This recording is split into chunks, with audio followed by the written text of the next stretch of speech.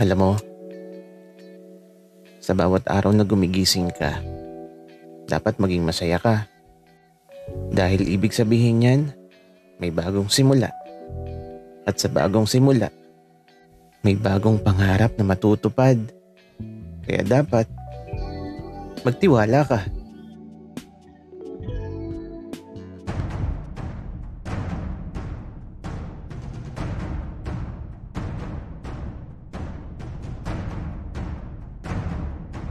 Kaibigan, huwag mong kalimutan mag-subscribe sa aming channel at huwag din kalimutan i-click ang notification bell at subscribe button. Subscribe na!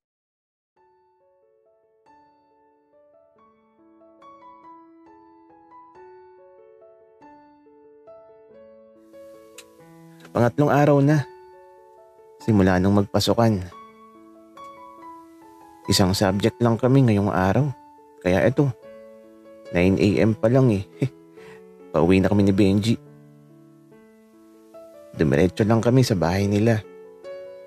Pagdating namin, walang tao. Nasa palengke pa daw ang tatay niya. Kaya ito, namamasyal lang kami sa loob ng bahay nila. Benji, sobrang laki ng bahay niyo. Sobrang luma na din. Pero kahit luma na, malinis naman. Oo nga eh. Tsaka malamig dito sa bahay na to. Di ko nga alam kung bakit. Tapos, bigla na lang iihip ang hangin na sobrang lamig. At gustong gusto ko yun. Benji, nakakakilabot naman yan. Huwag kang magkwento ng ganyan. Matatakotin kasi ako. Alo, ako nga, di ako natatakot sa ganun, Arturo. Mas gusto ko nga yun para malamig sa pakiramdam. Tapos eto, umihip ang napakalamig na simoy ng hangin. Kinilabutan tuloy ako. Napahawak tuloy ako sa damit ni Benji. Uuwi na ako. Tinatakot mo ako eh. Wika ako. Arturo, ang arte mo.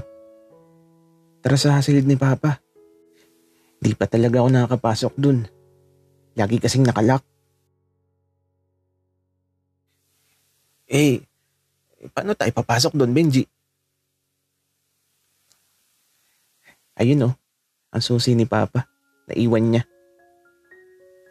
Wika ni Benji. Nakinuha ang susi tapos ito. Dumiretso kami sa pintuan ng silid ng papa niya. Benji, baka mapagalitan tayo. Arturo, relax ka lang. Huwag kang kabahan. Benji, kapag talagang napagalitan tayo, naku, di na ako babalik dito. Arturo, huwag kang mag-alala. Mamaya pa uwi si Papa. Tara na. Wika ni Benji na binuksan na kaagad ang pinto. At eto, nagulat ako sa nakita ko. Hala, grabe. Napakalinis naman. Nakakahiyang pumasok. Wika ko kay Benji na dumiretso lang sa loob. Kaya sumunod na ako. At eto, may malaking TV sa loob. May sariling rep at sariling banyo. At ba? Mula sa bintana ng silid, dumungaw ako. At ayun, kitang-kita ko dito yung bougainvillea. Benji, tara na. Nakita na natin ang silid ng papa mo. Teka lang, Arturo. Halika nga dito. Wika ni Benji na nasa harapan ng isang malaking aparador. At sa tabi ng aparador, nakita ko yung lalagyan ng maraming damit. Hala, parang gusto kong kunin yung maduming brief na nasa ibabaw. Tapos, iuwi ko sa bahay.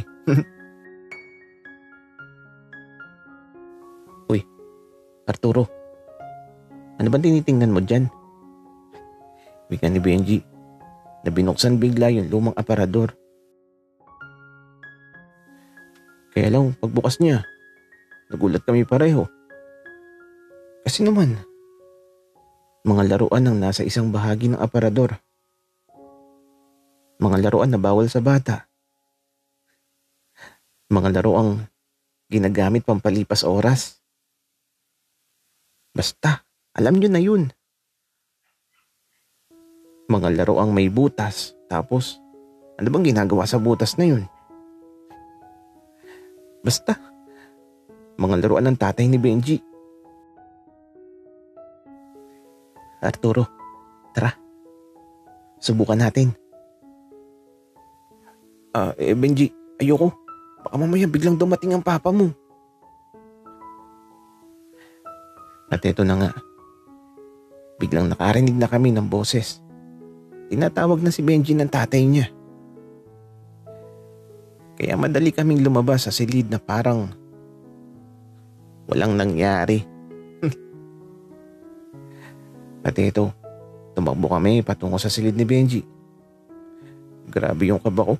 Kasi naman, ang kulit ni Benji na eto. Tawa ng tawa. At aba, buwisit. May dala siyang isang laruan ng tatay niya. Uy, Benji, bakit mo dinala yan? Susubukan ko lang mamaya, Arturo. Kung gusto mo, subukan mo din. Ayoko, Benji. Tsaka, baka hanapin niya ng tatay mo. Di sasabihin ko, Arturo, na hiniram ko lang. Ay, naku, Benji. Baka pati ako mapagalitan dahil sa ginagawa mo. Kapag napagalitan talaga ako, naku, hindi na ako babalik dito sa inyo. At eto na nga, may kumatok na sa silid ni Benji.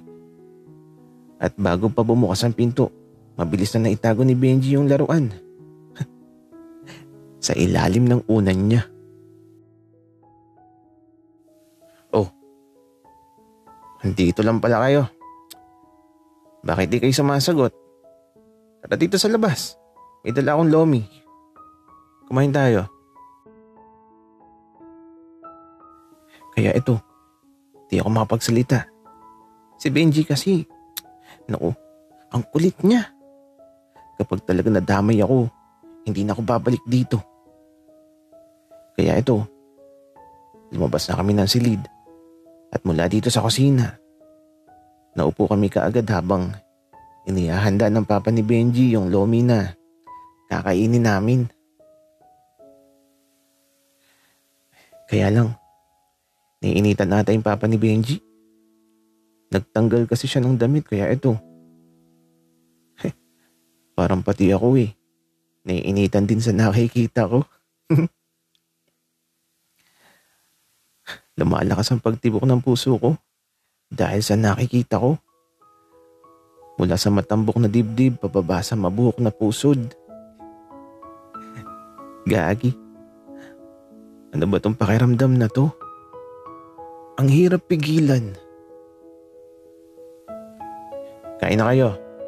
Ikaw din, Arturo. Kainin mo na yan. Opo. Ang tanging sagot ko. Kaya lang yung papa ni Benji nagtungo sa may likuran ko. Tapos umawak sa magkabilang balikat ko at pinisil-pisil niya to. Sobrang sarap. Magkahalong kiliti. At ewan ko ba, hindi ko maipaliwanag yung pakiramdam. Kaya lang, teka, may nararamdaman ako. Parang may matigas na kumakaskas sa likuran ko. Matigas na mainit. Hala, bakit? Arturo, parang balisa ka. Hayaan mong i-relax kita. Ano nang nararamdaman mo? Masarap ba? At ito ang sagot ko.